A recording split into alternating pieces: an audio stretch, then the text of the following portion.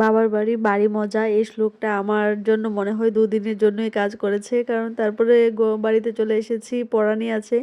তো মানে কি বলবো, এমনিতে তো ঘরে অবসর বসে থাকি, যার জন্য পড়ানি নিয়েছিলাম, কিন্তু এখন তো কোথাও গিয়ে থাকতে পারি না 3-4 দিন, কারণ আমাদের যখন কিছু হয় তো তাদের তখন এক্সাম টেক্সাম থাকে, তো তার জন্য আর ভালো লাগে না। তো ভেবেছিলাম 2-3 দিন গিয়ে থেকে আসবো। তো তারপর শুনলাম তাদের স্কুল খুলেই আবার এক্সাম, তারপরে আবার চলে এসেছি ঘরে, তো কালকে যাব।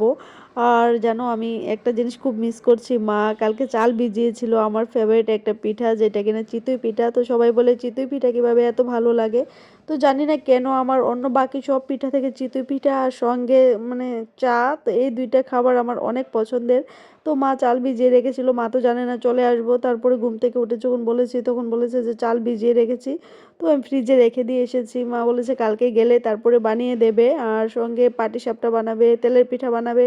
তো ভেবেছিলাম যে থাকবো, মা অনেক মজার মজার খাবার বানাবে আর খাবো আর ঘুমাবো, কিন্তু এটা আর হলো না, বাড়িতে চলে এসেছি।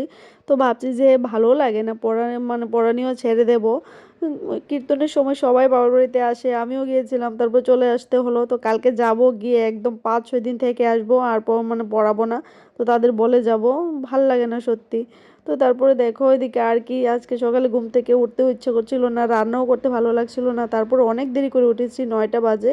উঠে তারপরে আর কি রান্না তো করতেই হবে, খেতে হবে, অফিসে যেতে হবে।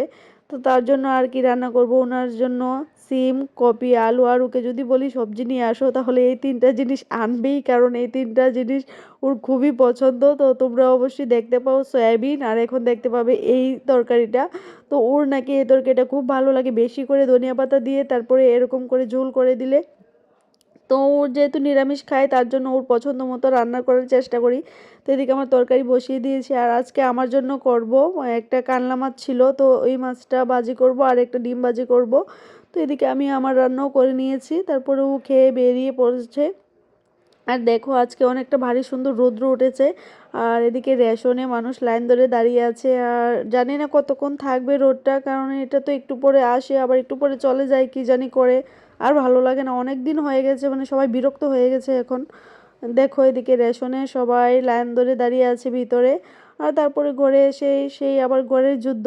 তো এইদিকে দেখো জানলাটা মেলে দিয়েছি, আর এই জানলাটা আমি গ্লাসটা খুলি না, কারণ এইটা রাস্তার সঙ্গে মানে রাস্তার উপরে জানলাটা, তো খুলে দিলে এদিকে মানে সব কিছু নোংরা হয়ে যায়, সারাদিন গাড়ি ঘোড়া চলে, তো তার জন্য মানে অনেকটা নোংরা হয়ে যায়, তার জন্য আর এই জানলাটা খুলি না। আর শুধু পর্দাটা সরিয়ে রাখি আর গ্লাসটা খুলে দিই না, এই দুইটাই বন্ধ থাকে। আর আমরা তো বাড়িতেও ছিলাম না, তার জন্য রোদও ওঠে না, তার জন্য গ্লাসও খোলা হয় না, কেমন জানি স্মেল করে আছে, তাই সব গ্লাসগুলি আজকে খুলে দিয়েছি। রোদ্রু যেহেতু এসেছে যতক্ষণই থাকে তো থাকবে। তারপর এদিকে ঘর গুছিয়ে নিয়েছি, আর কালকে এসে ঘর ঝাড়ু দিয়েছি, বারান্দাও ঝাড়ু দিয়েছি, কিন্তু তারপরেও ভালো করে হয়নি। তো তারপরে দেখো ভালো করে ঝাড়ু দিয়ে নিচ্ছি সব কিছু। আর আজকে এতটা বেজে গেছে, আমি এখন তখন মনে হয় বাজে প্রায় কয়টা বাজে, 12টার উপরে মনে হয় বাজে, আমি ব্রেকফাস্টই করিনি। তো আমি সব কাজ সেরেই করব, কারণ কাজ রেখে কোনো কিছু খেতে আমার ভালো লাগে না, আমি খাইও না। অনেক সময় খাই যখন বেশি খিদে পেয়ে যায় আর থাকতে পারি না তখন খাই। আর এদিকে দেখো এসে দেখি যে মানে আমরা যেখানে থাকি ইসা বাজার, ওইখানেও কীর্তন শুরু হয়েছে। তো তোমরা হয়তো ভয়েস ওভারে গান শুনতে পাবে। তো তারপরে এদিকে সব কাজ সেরে চলে গেছি ছাদে, আর গিয়ে দেখি দেখো তারা আবার উপরে মানে আরও উপরে তাদের ছাদ বাড়াচ্ছে, জানি না তারা আকাশে লাগিয়ে দেবে নাকি। তারা মানে সুপারি গাছ পর্যন্ত মানে কিছুদিন পরে পরে দেখি একটা করে মানে বাড়াচ্ছে তাদের। কি বলবো, তাদের এত টাকার আমাদের একটা ঘরই নেই। তো এমনি মজা করে বলছি। তো তারাও পরিশ্রম করে এটা করেছে, তো আমরাও পরিশ্রম করে করব। তো জানি না ভগবান কবে লিখেছে কপালে একটা ঘর একটা বাড়ি, তো আমাদের হবে। তো ঠাকুরের কাছে প্রার্থনা করি খুব তাড়াতাড়ি যেন আমাদের একটা ঘর হয়। আর কি বলবো, আর দেখো আমাদের ফুলগুলিও মনে হয় যে আজকে রোদ পেয়ে অনেকটা খুশি হয়েছে। দেখো চারিদিকে একদম ঝলমল করছে। তো আজ এই পর্যন্তই, সবাই ভালো থেকো, সুস্থ থেকো, টাটা।